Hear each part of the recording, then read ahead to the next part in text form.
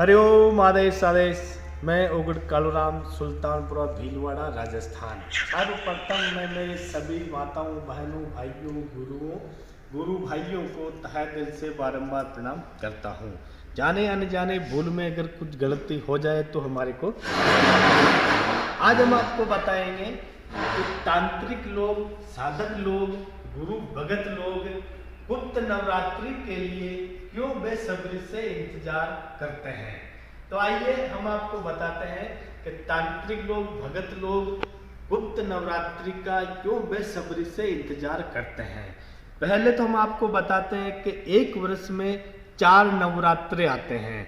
2 नवरात्रे आते हैं ओपन में आते हैं, 2 नवरात्रे आते हैं गुप्त नवरात्रे में। पहला ओपन नवरात्रि आता है चैत्र महीने में, यानी चैत्र महीना शुक्ल पक्ष एकम तिथि से।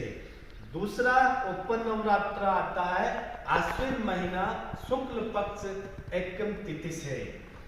पहला गुप्त नवरात्र आता है पौष महीना शुक्ल पक्ष एकम तिथि से। दूसरा गुप्त नवरात्र आता है आषाढ़ शुक्ल पक्ष एकम तिथि से। ऐसे 4 नवरात्रे एक साल में आते हैं। तो सबसे ज्यादा गुप्त नवरात्रि में तांत्रिक लोग, भगत लोग इन नवरात्रे में अनेक तरह की पूजाएं अर्चनाएं करते हैं सिद्धि पाने के लिए। तो अभी 24 दिसंबर 2022 वार शनिवार को गुप्त नवरात्रि शुरू हो रहे हैं। ध्यान से सुने, 24 दिसंबर 2022 वार शनिवार से गुप्त नवरात्रि शुरू हो रहे हैं, यानी पौष महीना शुक्ल पक्ष एकम तिथि से गुप्त नवरात्रि शुरू होंगे। तो इस समय में अगर कोई भगत, कोई साधक भाई अगर पूजा अर्चना करता है या सिद्धि जाप करता है तो उसको 100% सफलता मिलती है। अगर जो भगत गुरु मार्गी है, अगर गुरु का आदेश लेकर करता है तो उसकी हर मनोकामनाएं पूरी होती है। तो ध्यान से सुने, 24 दिसंबर 2022 वार शनिवार को सुबह 9:05 से गुप्त नवरात्रि घट स्थापना कर सकते हो। अब इसमें जैसे कोई भैरू जी का उपासक है, कोई माता काली का उपासक है, तो इसकी कैसे पूजा अर्चना की जाती है और कौन से भोग 9 दिनों में लगाए जाते हैं ताकि हमारे को इनका पूर्ण आशीर्वाद हमारे माथे पर रहे। ध्यान से सुने, शनिवार से लेके शनिवार तक 7 दिन का भोग नवरात्रि में कैसे और क्या क्या लगाते हैं उसके बारे में ध्यान से आप सुने। शनिवार के दिन भैरू और महाकाली की जो पूजा करता है तो उड़द के बड़े का अवश्य भोग लगाना चाहिए। रविवार के दिन दूध से बनी हुई खीर, यानी चावल को दूध में डाल के खीर बनाते हैं, रविवार के दिन खीर का भोग अवश्य लगाना चाहिए। वो भी साधक भाई रात को जब जाप करते हैं 11 बजे के बाद में। गुप्त नवरात्रि में हमेशा सिद्धि मंत्र जाप रात को 12 बजे के बाद में ही करना चाहिए, उससे पहले जाप नहीं कर सकते हैं। शनिवार हो गया, रविवार हो गया। सोमवार के दिन में मोदक यानी लड्डू, मोतीचूर के लड्डू का भोग अवश्य लगाना चाहिए सोमवार के दिन में। मंगलवार के दिन में घी, देसी घी और गुड़ से दलिया बनाकर लापसी बनाते हैं, उसका भोग अवश्य लगाना चाहिए। बुधवार को दही बूरा, यानी दही में थोड़ा शक्कर का बूरा होता है, वो मिला के दही बूरा का भोग बुधवार को लगाना चाहिए।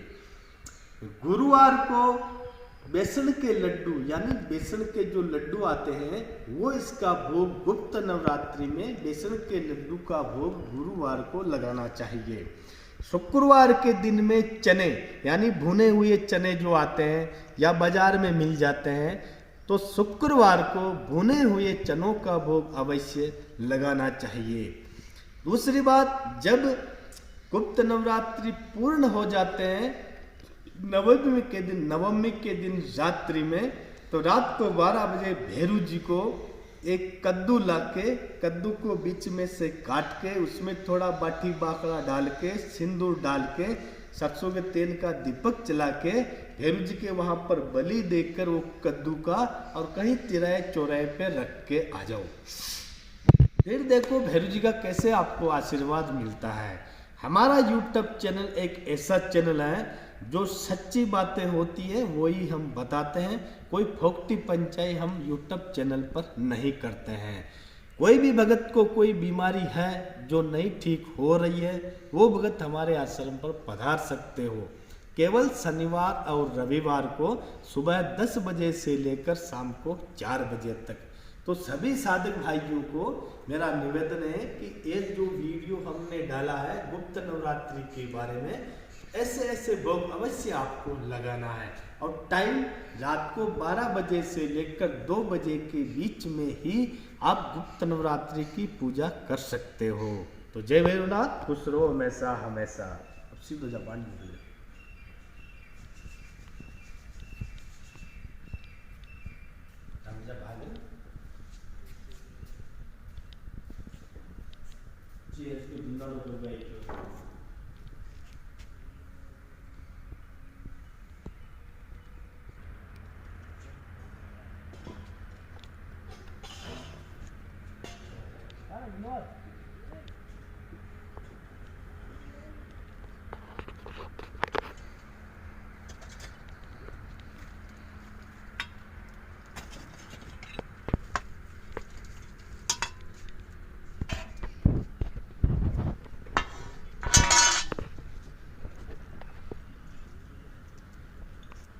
चाय ले रहे